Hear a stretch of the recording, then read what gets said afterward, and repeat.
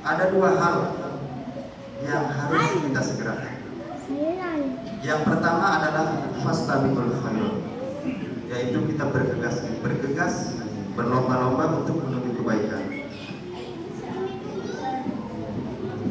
Ada orang yang bergegas-gegas berlomba-lomba untuk naik jabatan di kantor, tapi sesungguhnya jabatan yang paling tertinggi, jabatan yang paling terakhir itu adalah kematian. Ada juga orang yang berlomba-lomba untuk mencari harta agar rekeningnya bertambah, nolnya bertambah di belakangnya. Tapi sesungguhnya harta yang paling terakhir, yang paling tinggi adalah kekayaan. Ada juga orang yang berlomba-lomba untuk membeli kendaraan, karena sesungguhnya kendaraan yang paling terakhir, yang paling tinggi kita miliki adalah keranda. Maka marilah kita berlomba-lomba, bergegas-gegas untuk menuju berbuat kebaikan. Fastabiqul khairat. Yang kedua adalah wasari'u ila maghfirullah.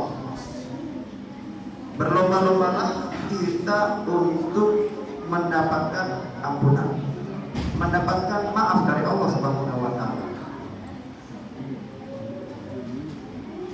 Banyak orang yang ketika ingin bertobat tapi terlambat. Saya ambil contoh Fir'aun, mungkin sudah akrab di telinga kita, bahwasanya dalam sebuah riwayat Fir'aun ketika Allah Subhanahu wa taala tenggelamkan di Laut Merah, sebetulnya ia ingin beriman kepada Allah Subhanahu wa taala, ingin bertaubat.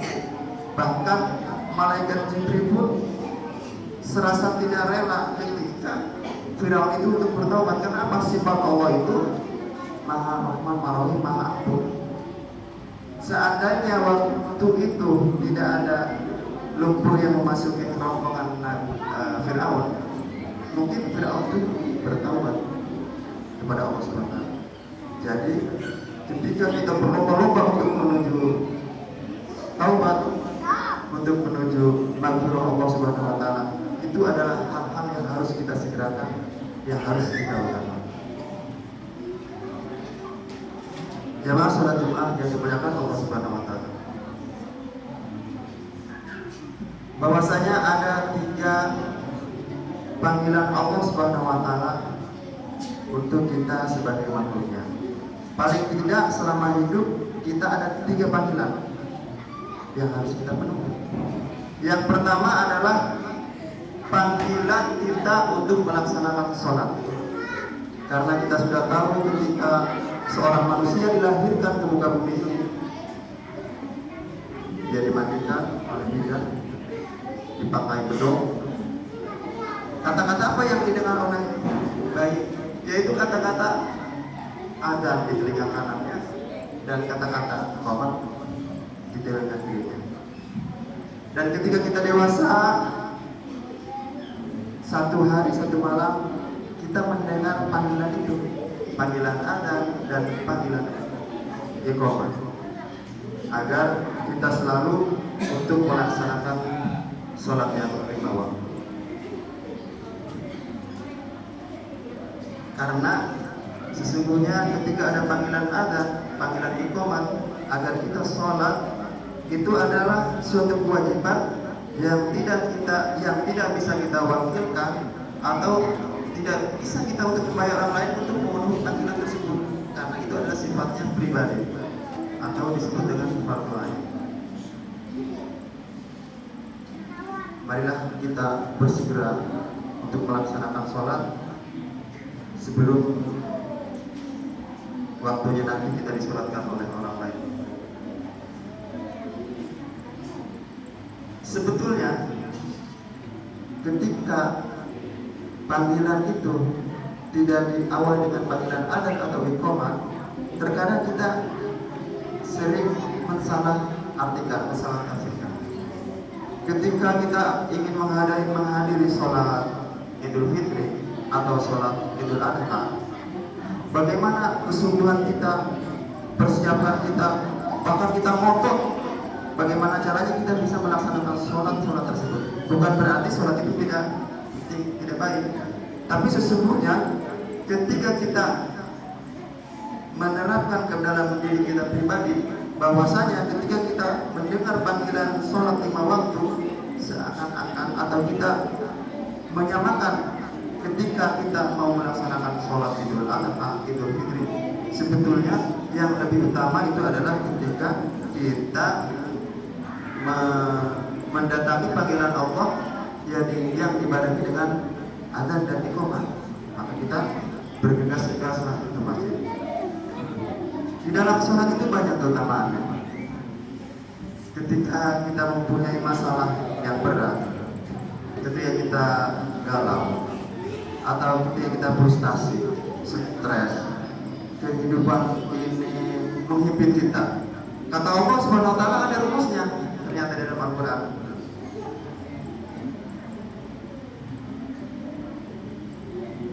Wasta'inu bis-sabri was-shalah. Jadi rumusnya 2. Minta tolonglah kepada Allah dengan cara apa? Dengan cara sabar dan sholat. Jadi ketika kita sudah sabar dan sholat, insya Allah masalah yang ada dalam diri kita, gelisah, gundah gulana, stres, atau kehidupan menghimpit kita, ketika kita dengan sabar dan sholat, insya Allah semuanya akan terjawab semuanya. Tapi mengapa kita sudah sholat tapi masalah itu masih selalu datang? Mungkin kita harus introspeksi, kita mengecek sholat kita perbaiki sholat kita. Setidaknya ketika kita mempunyai masalah, maka yang kita sebetulnya yang harus kita perbaiki itu adalah sholat kita dulu, fondasi kita dulu. Ketika sholat kita sudah kita perbaiki, baik bacaan, rukunnya, syaratnya dan lain-lainnya, sholat berjamaah diutamakan, maka insya Allah masalah yang lain itu akan tersingkirkan dengan sendirinya.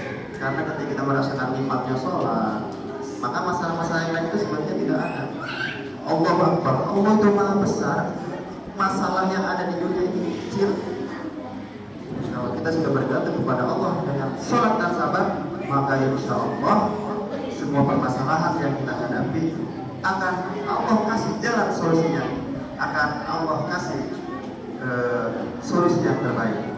Ketika kita ingin mendapatkan masa depan yang baik, maka perbaiki sholat. Kalau kita ingin nasib kita di masa depan baik, maka perbaiki sholat kita. Ketika kita ingin takdir kita baik, maka perbaiki sholat kita. Karena takdir itu ada 2, ada takdir baik, ada takdir buruk.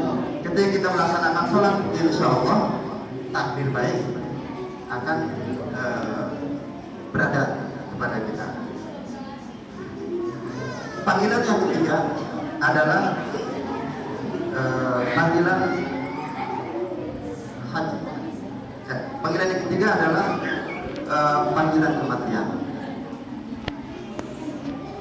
Karena dimanapun kita berada, di benteng terbesar pun kita berada, mau kita lari ke ujung dunia pun, tapi ketika panggilan kematian itu sudah menghampiri kita, maka itu akan pasti terjadi.